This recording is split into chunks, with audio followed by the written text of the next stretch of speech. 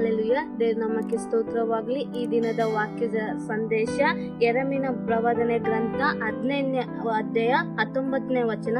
ನೀನು ನನ್ನ ಕಡೆಗೆ ಹಿಂತಿರುಗಿದ ನನ್ನ ಸಮ್ಮುಖದಲ್ಲಿ ನಿಲ್ಲುವಂತೆ ನಾನು ನಿನಗೆ ತಿರುಗಿ ಸೇರಿಸಿಕೊಳ್ಳುವೆನು.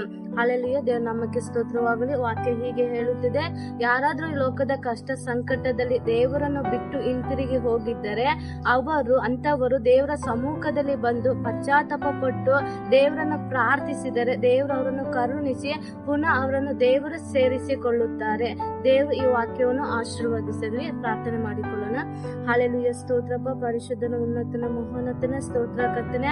ಹೌದು ಕರ್ತನೆ, ವಾಕ್ಯ ಹೀಗೆ ಹೇಳುತ್ತದೆಪ್ಪ, ಯಾರಾದ್ರೂ ಕರ್ತನೆ ನಿಮ್ಮನ್ನು ಬಿಟ್ಟು ಹಿಂತಿರುಗಿ ಹೋಗಿದ್ದಾರೆ, ಅವರು ಪಶ್ಚಾತ್ತಾಪ ಪಟ್ಟಪ್ಪ, ಹೌದು ಕರ್ತನ ಪ್ರಾರ್ಥಿಸಿದರೆ ಪುನಃ ಅವರನ್ನು ಸೇರಿಸಿಕೊಳ್ಳುತ್ತೇನೆ ಅಂತ ನೀವು ಹೇಳಿದಿರಲ್ಲಪ್ಪ.